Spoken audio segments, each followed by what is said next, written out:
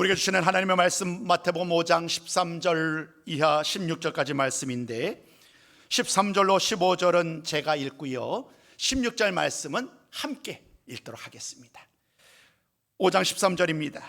너희는 세상의 소금이니 소금이 만일 그 맛을 잃으면 무엇으로 짜게 하리요? 후에는 아무 쓸데없어 다만 밖에 버려져 사람에게 밟힐 뿐이니라. 너희는 세상의 빛이라. 산 위에 있는 동네가 숨겨지지 못할 것이요 사람이 등불을 켜서 말 아래에 두지 아니하고 등경 위에 두나니 이러므로 집안 모든 사람에게 비치느니라.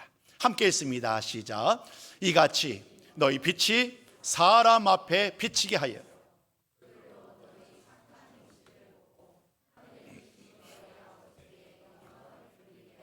아멘. 우리 서로 축복하면서 우리 환영했으면 좋겠습니다. 주님의 이름으로 사랑합니다. 주님의 이름으로 축복합니다. 오늘 좀 다르게 인사 나눌까요? 무더운 여름 잘 지내고 계십니까? 나름 남아있는 여름도 잘 이겨냅시다. 오늘 말씀의 제목이 소금과 빛의 사람들이라는 제목이에요. 이미 말씀의 제목을 통해서 오늘 전체적인 말씀의 내용은 잘 알겠지요. 저는 모태신앙으로 자라왔습니다. 60년을 살아온 거예요. 그러니까 잘 몰랐던 어릴 때의 기억들은 잘 기억이 나지 않습니다만은 어느 정도 성숙한 다음에 신앙의 삶을 살아오는 동안에 정말 오로지 믿음 생활하는데 정말 열심을 냈던 것 같아요. 그런 저에게 좀 따라오지 않는, 계속 결코 끊어낼 수 없는 질문이 있었어요. 그 질문이 뭐냐면 예수를 믿는 사람인데 어떻게 살아야 되느냐.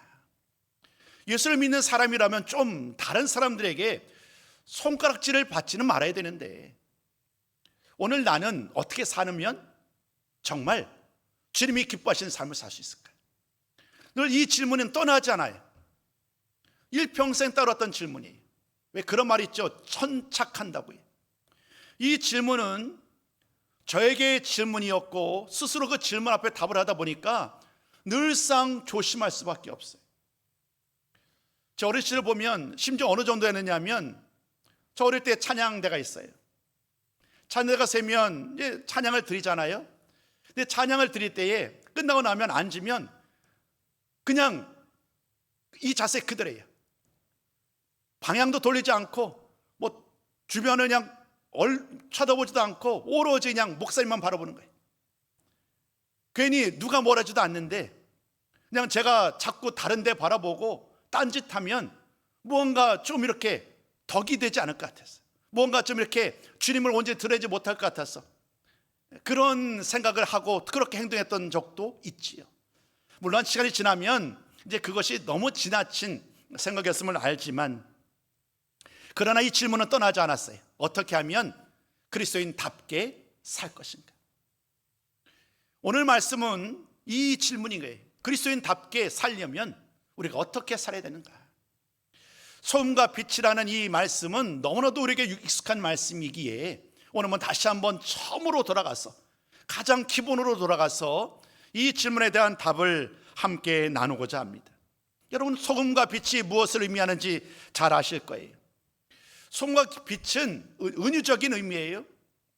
소금처럼 빛처럼 우리가 이 세상 가운데 구별된 성도답고 제자답고 그리스도인답게 살아가야 된다는 그러한 질문이지요. 최근에 저는 이 성도의 정체성이라는 이 질문에 대한 말씀도 묵상하고 자주 말씀을 통해 선포해 왔는데 오늘 말씀도 큰 의미에서는 이 성도의 정체성에 대한 질문이에요. 그리스도인으로서 우리가 어떻게 살아가는 것이 진정으로 주님이 원하시는 것이고 주님이 기뻐하시는 일일까? 오늘 이 말씀을 통하여 나눌 텐데 오늘 핵심 키워드는 세 가지예요. 세상, 소금, 빛. 이 세 의미를 같이 살펴보면서 오늘 하나님이 주님이 원하시는 그 삶이 무엇인지를 다시 한번 깨닫고 그 말씀 따라, 그 명령 따라 살아가는 우리 모두 성도가 되기를 소망합니다. 첫 번째 드릴 말씀은 이렇게 적어봤어요. 세상은 죄가 지배하는 곳이다. 세상은 죄가 지배하는 곳이다.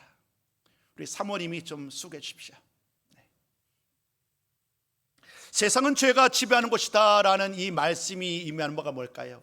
참고로 오늘 주일학교 여름성경학교가 있기 때문에 우리 청년 선생님들이 주일학교 아래를 섬기고 있습니다. 그래서 오늘 대신 우리 방송을 섬겨주시고 있습니다. 감사 말씀을 드립니다. 세상은 죄가 지배하는 곳이다. 세상의 소금과 빛이라는 이 말씀, 이 명령을 우리가 나누기에 앞서서 세상이 무엇을 의미하는지를 알아야 됩니다. 그래야만 바르게 우리가 소금으로서의 빛으로서의 역할을 감당할 수 있는 거예요. 여러분, 세상이 무엇을 의미할까요? 다양한 의미로 우리가 세상을 정의할 수 있겠지요. 근데 크게 보면 두 가지인 것 같아요. 좀 긍정적인 의미에서의 세상과 부정적인 의미에서의 세상으로 나눌 수 있어요. 긍정적인 의미에서의 세상은 어떤 것일까요? 하나님이 태초에 말씀으로 천지를 창조하셨어요. 그 모든 창조의 세계, 모든 피조물을 창조하시고 지으셨던 그 모든 모습들을 보면서 하나님은 이렇게 말씀합니다. 하나님 보시기에 좋았더라. 하나님 보시기에 심히 좋았더라라는 이 말씀을 통하여 하나님의 말씀으로 창조하신 이 세상은 참으로 아름다운 세상입니다. 이 세상은요, 흠잡을 것이 없어요. 참으로 아름답고 귀해요.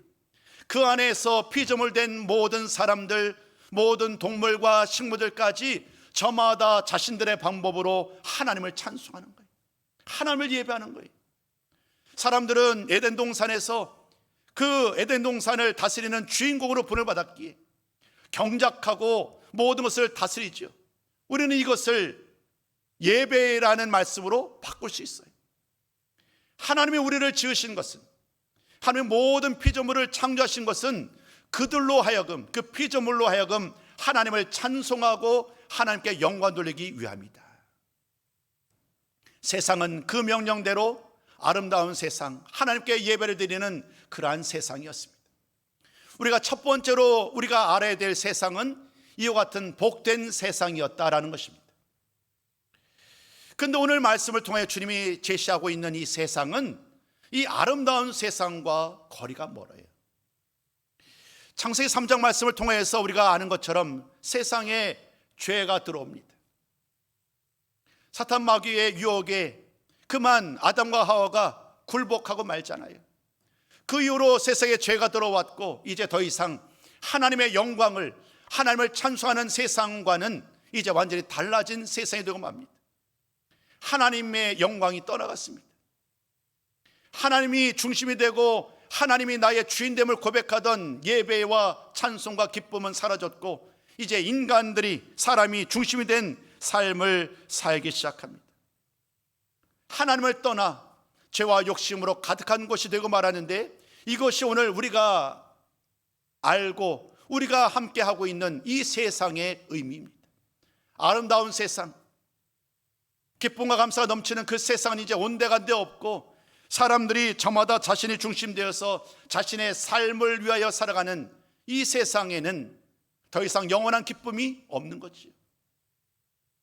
육신의 정욕, 안목의 정욕, 이생의 자랑이 가득한 세상, 그 어느 곳에서도 섬기고 나누는 것이 없고 그 어떤 곳에서도 나보다 남을 더 낮게 여기고 존경하는 모습은 온데간데 없고 서로가 서로를 향하여서 자기 것을 더 많이 얻으려고 싸워가는 점점 그러한 싸움 속에서 하나님에게 멀어지는 세상, 그 세상이 오늘 이 말씀의 배경인 거예요.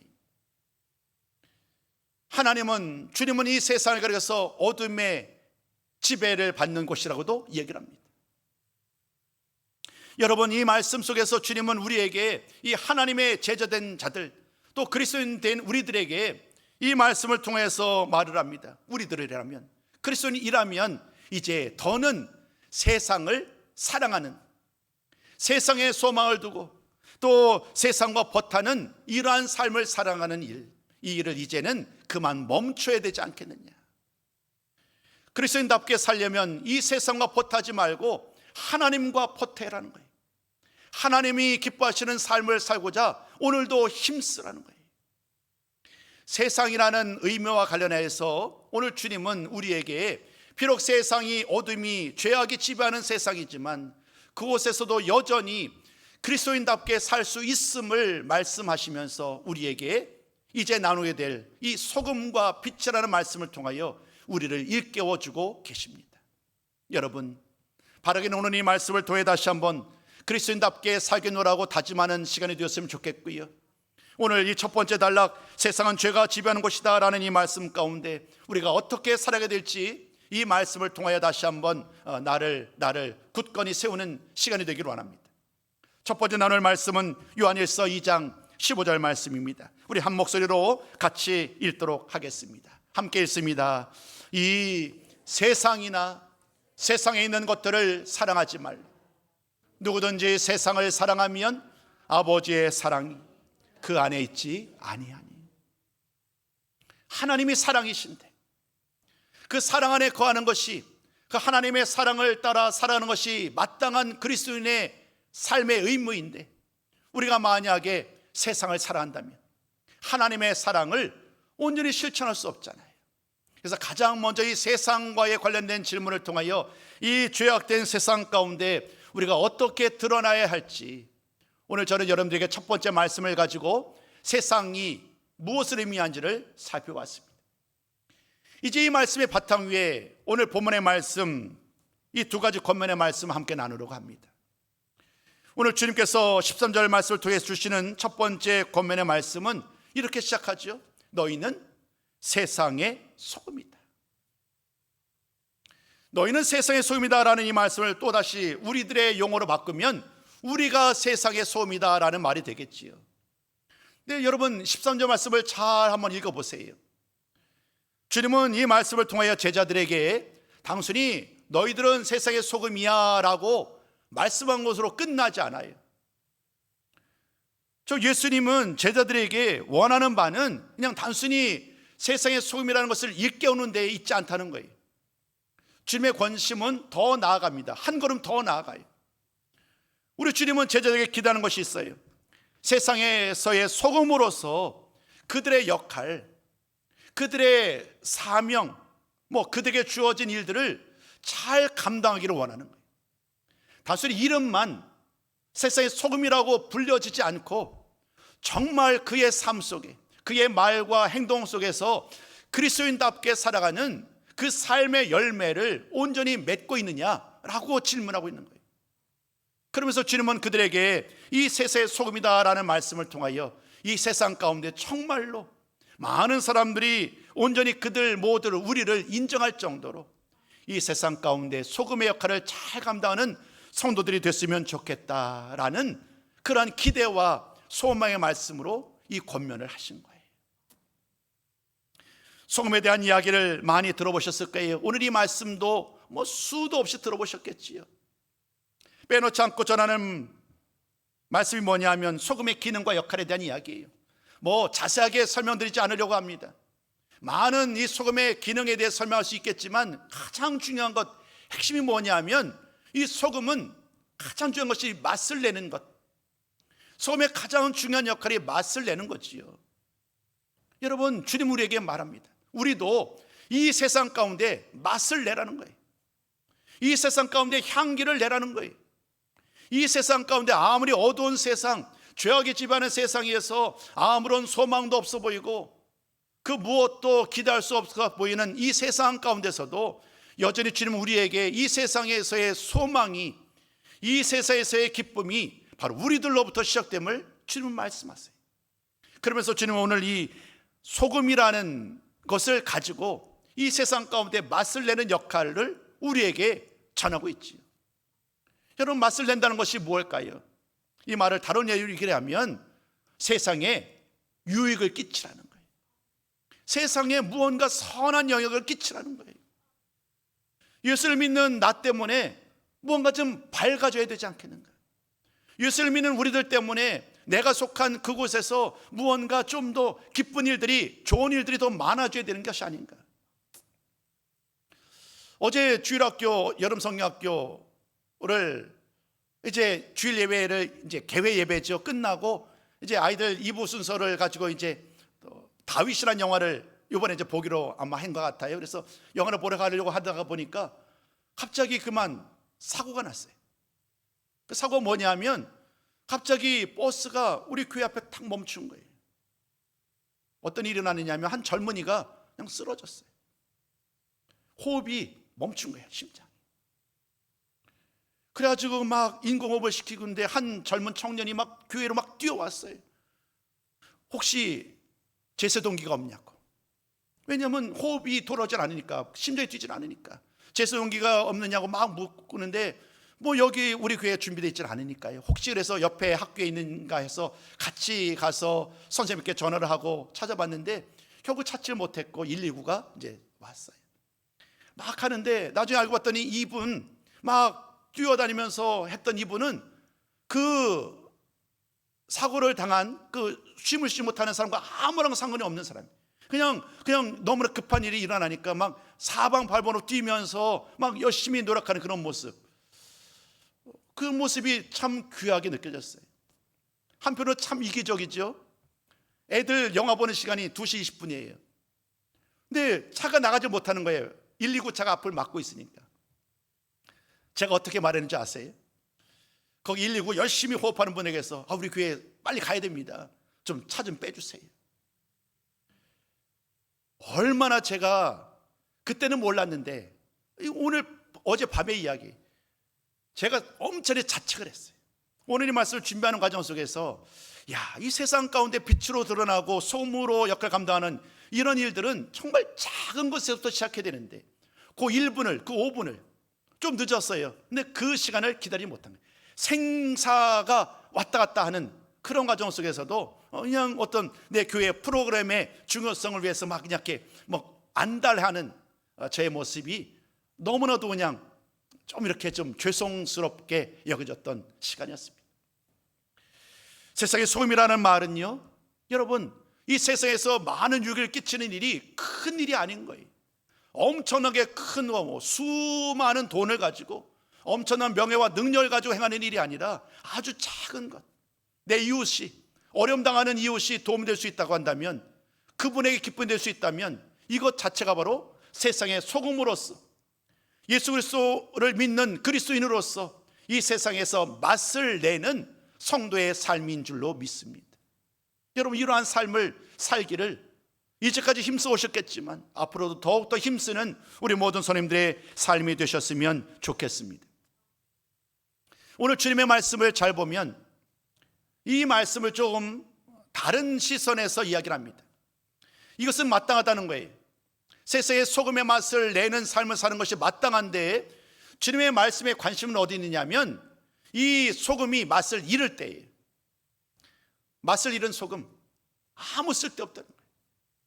오늘 주님은 우리에게 말씀합니다. 이 세상 가운데 유익을 끼치며 선한 영향을 끼치는 것이 성도로서 그리스도인다운 삶인데, 만약에 세상 가운데 사람들에게 유익을 끼치거나 선한 일을 행하는 데에 관심을 기울이지 아니하고 그저 나 한 사람의 만족과 기쁨을 위하여 살아간다고 한다면 혹여나 우리들이 맛을 잃은 소금, 그러한 존재가 되지 않겠느냐.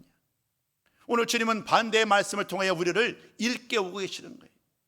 맛을 잃은 소금처럼 되지 않도록 오늘도 깨어서 이 세상 가운데 정말 향기를, 맛을 온전히 드러낼 수 있는 우리 모든 성도, 우리 모든 성도님들의 삶이 되시기를 다시 한번 주님의 이름으로 축복합니다. 이어지는 말씀은 빛에 대한 이야기지요. 너희는 세상의 빛이다.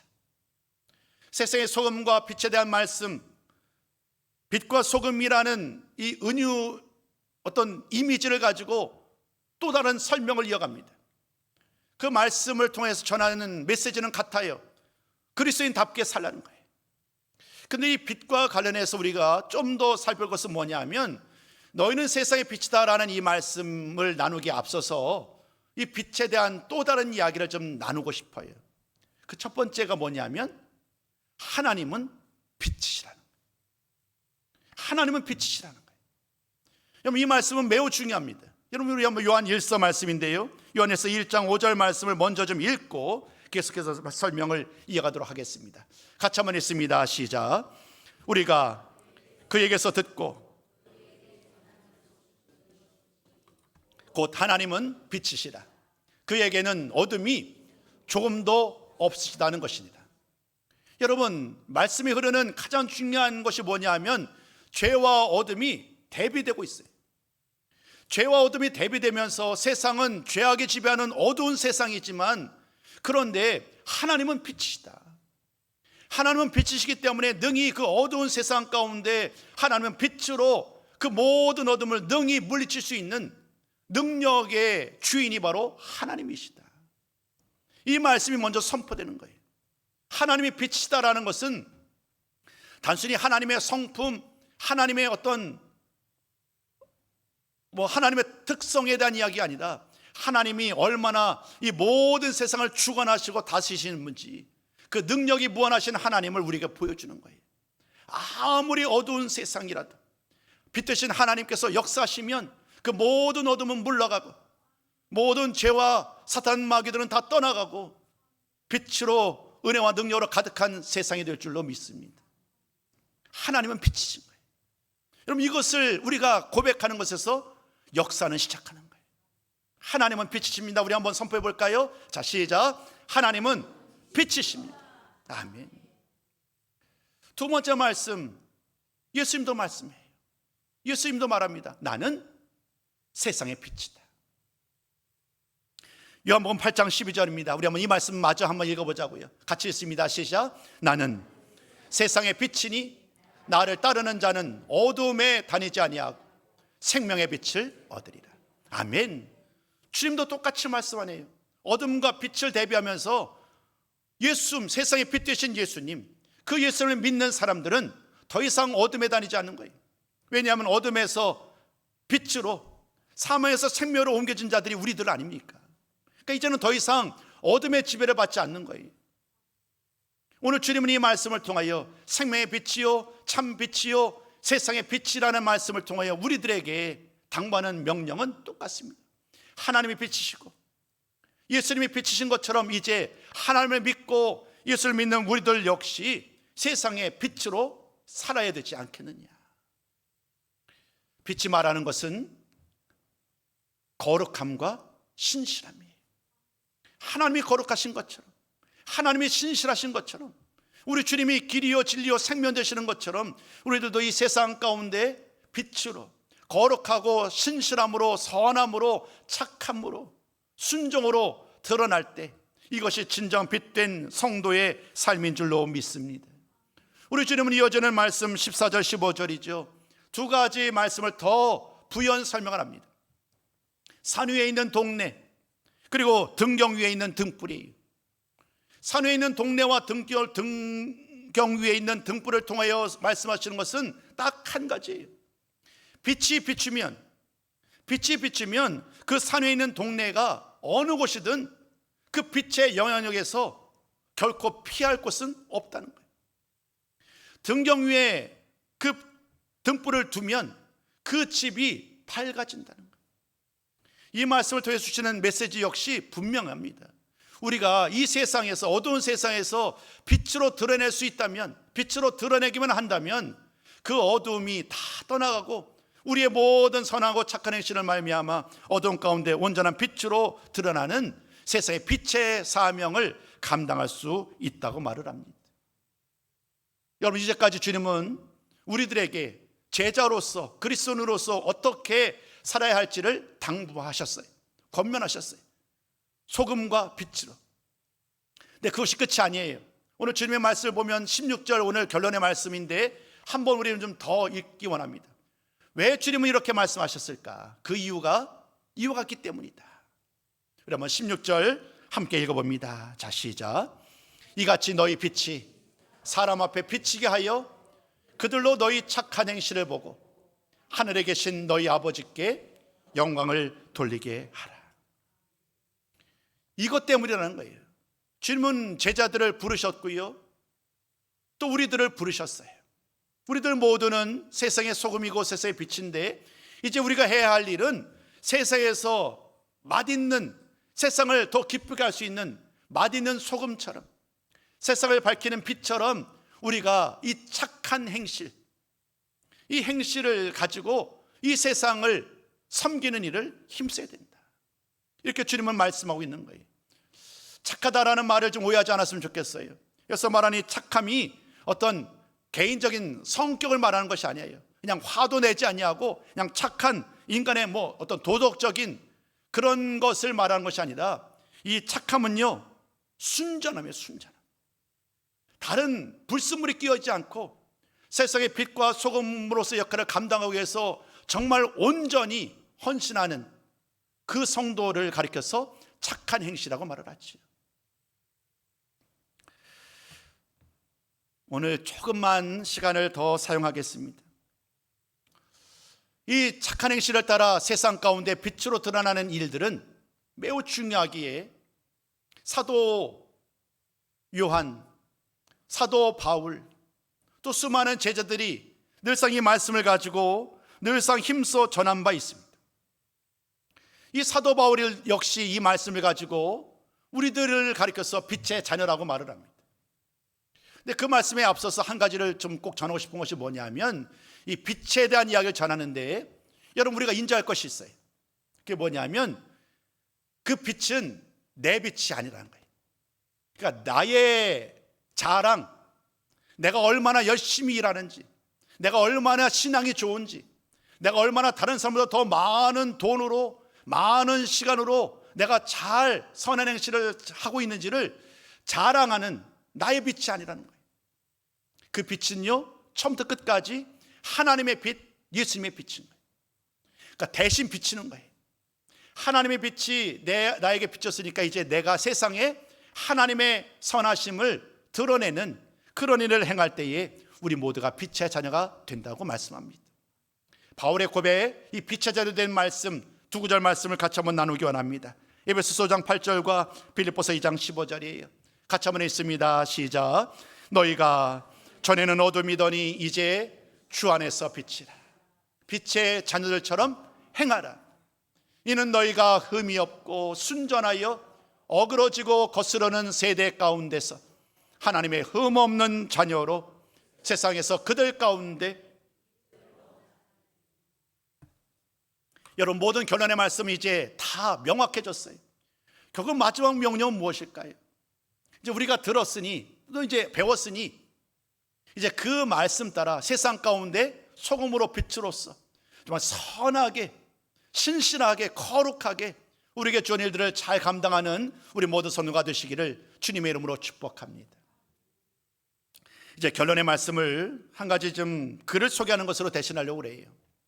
여러분, 박완서 소설가, 박완서 작가 잘 아시지요?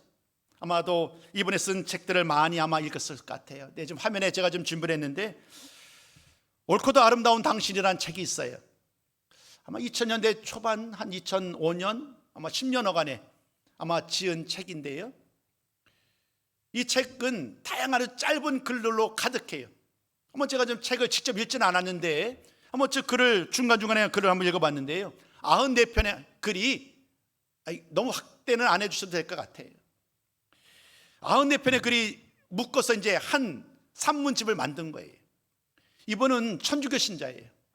이분은 천주교 신자인데, 이분이 이제 그의 이제 삶이 얼마 남지 않은 마지막에 이미 전에 썼던 글들을 모아서 이렇게 산문집을 냈는데, 그 중에 5번째 글이 뭐냐면, 차라리 해바라기가 되게 하소서, 이러한 글이에요. 여러분 보시기에 책 왼편이 책이고 오른편에 그 책의 내용, 차라리 해바라기가 되게 하소서. 그 내용을 간략하게 소개하면 이거예요. 이분이 천주교 신자니까 이분도 말씀을 묵상하고 나름대로 살도록 힘써오지 않았겠어요? 이 글에 배경되는 말씀이 어디냐면 오늘 본문인 거예요. 너희는 세상의 소금이다. 너희는 세상의 빛이다. 근데 이 박완서의 소설가가 느끼기에 이것은 나에게 너무나도 힘에 겨운 거예요. 세상의 빛으로 살라니요, 세상의 소금으로 살라니요, 나는 이것이 너무나도 나에게는 힘에 겹습니다. 그래서 그는 이렇게 글하는 거예요. 나는 세상의 소금으로 빛으로 살라 하시지만 그렇게 살 수 있는 능력도 자신도 없습니다. 그저 저는 해바라기처럼 그냥 하나님만을 바라보며 사는 것으로 기뻐하겠습니다. 이렇게 고백하는 거예요.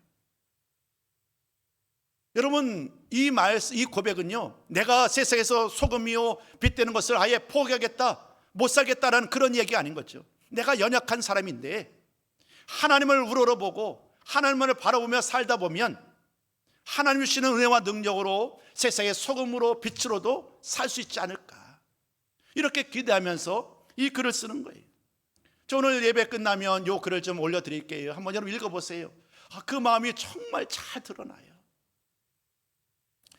결론의 말씀은 이미 다 나눈 것 같습니다. 여러분, 오늘 저는 여러분들에게 이 다움에 대한 이야기, 제자 다움, 그리스도인 다움에 대한 이야기를 전했어요. 아무리 세상이 악하고 어두워진다고 할지라도 우리가 이 그리스도인답게 세상 가운데 나아간다면, 선한 일을 행하고 힘써 주의 말씀 따라 살아간다고 하면 이 어둠 가운데서도 온전한 하나님의 영광을 드러낼 줄로 믿습니다. 그러한 삶을 살아가는 우리 모두 성도가 되기를 바라는 마음으로 이제 베드로전서 2장 12절을 마지막으로 나누고 모든 말씀을 마무리하고자 합니다. 우리 한번 이 말씀을 같이 한번 읽습니다. 시작.